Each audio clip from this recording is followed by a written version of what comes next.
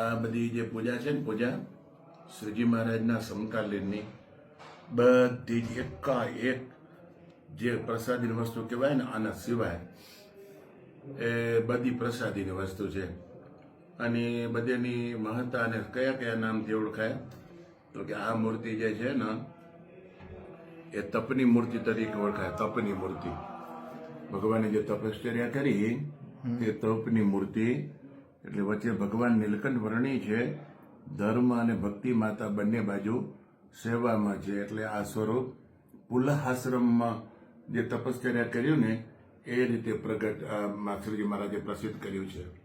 પછી આ જે સ્વરૂપ છે સ્વામિનારાયણ ભગવાનનું, આ સ્વરૂપ, આ મૂર્તિ આધારાનંદ સ્વામીએ તૈયાર કરી છે. એટલે કે ઉર્ફે સિદ્ધાનંદ સ્વામી. જે તે વખતે આ મૂર્તિમાં આ રીતનો કલર કરાયો હતો અને શ્રીજી મહારાજનું આ સ્વરૂપ સ્વામિનારાયણ ભગવાન પોતે પ્રત્યક્ષ આ મૂર્તિને સ્પર્શ કરેલો. એટલે આ પ્રસાદીની ડોડાવાળી મૂર્તિ કહેવાય. અને આ કલરિંગ મૂર્તિ, આ મૂર્તિ છે, આ મૂર્તિ અને પત્રિકાની મૂર્તિ કઈ. શ્રીજી મહારાજે ચારે બાજુ અક્ષર લખાવી અને વચ્ચે પોતાનું સ્વરૂપ પધરાવ્યું છે. એટલે ભગવાન સહજાનંદ સ્વામી અને આ પત્રિકાની મૂર્તિ તરીકે સંપ્રદાયમાં પ્રસિદ્ધ છે. ત્યાર પછી સ્વામિનારાયણ ભગવાન કે અમારા ઈષ્ટદેવ રાધા કૃષ્ણ છે. ભગવાન સ્વામિનારાયણ કેટલા સર્વોપરી ભગવાન. ભગવાનના ઉપાસક, ભગવાનના ઉપાસના ભગવાન કરે, બીજું કોણ કરે. એટલે આ રાધા કૃષ્ણ ભગવાનની મૂર્તિ જે તે વખતની આ તૈયાર થયેલી છે.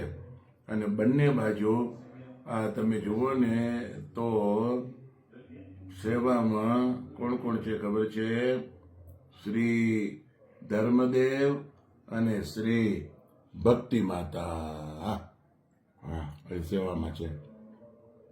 પછી આ સ્વરૂપ કહેવાય. જો આ સ્વરૂપ અને આ સ્વરૂપ, આ બે એક જ સ્વરૂપ છે. આ બે એક જ સ્વરૂપ છે. પણ એવો જ લાગતા સ્વરૂપને એક સ્વરૂપને શ્રી સહજાનંદ સ્વામી એવા નામથી અને બીજા સ્વરૂપને બુદ્ધાવતારની મૂર્તિ એવી રીતે સ્વરૂપને પ્રગટ કરેલા છે. એટલે અમારા સંતો એમ કહેતા કે બુદ્ધાવતાર એટલે રામાનંદ સ્વામી અને આ સહજાનંદ સ્વામી સ્વામિનારાયણ ભગવાન. જે તે વખતે આ બે મૂર્તિ શ્રીજી મહારાજે પ્રસાદીની પ્રગટ કરેલી છે. ત્યાં બ્રહ્માનંદ સ્વામીના શિષ્ય દેવાનંદ સ્વામી એમની પરંપરામાંથી અમારા ગુરુ પાસે ગુરુએ અમને પૂજા કરવા માટે આ ચરણાવેદ આપ્યા. તો જેથી આપ્યા તેટલું એમને એમ અમે પૂજીએ છીએ. આ નરનારાયણ દેવ જે મૂર્તિ એ પણ પ્રસાદીની મૂર્તિ. અને આ રીતે ક્યાંક ક્યાંક નારદ અને ઉદ્ધવ જે છે ને, આ ઉદ્ધવજી અને આ નારદ, અને ક્યાંક ક્યાંક દાઢી વગરના આ નરનારાયણ પ્રસાદીની મૂર્તિઓ છપાયેલી છે. એટલે બે પ્રકારની મૂર્તિ છે. એમાં ઘણીક વખત જુદા જુદા વસ્ત્ર ધારણ કરેલા હતા. તેમાં સંતોએ કહ્યું કે કાળા છેડાની ધોતલી મસ્તકે બાંધેલી હતી.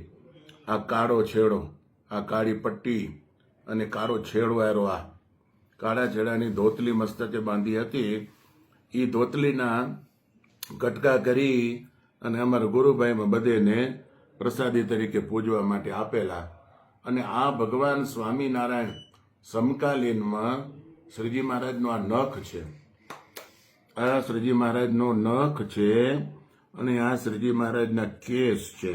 એટલે નખ અને કેસ બરાબર જળવાઈ રહે એટલા માટે આની અંદર ગૂંથી રાખેલા છે. અને એવી જ રીતે બીજી પણ એક કેસની આ જે છે પ્રસાદી એ બીજા કપડામાં રાખી છે. તો આ કપડું એ પ્રસાદીનું છે.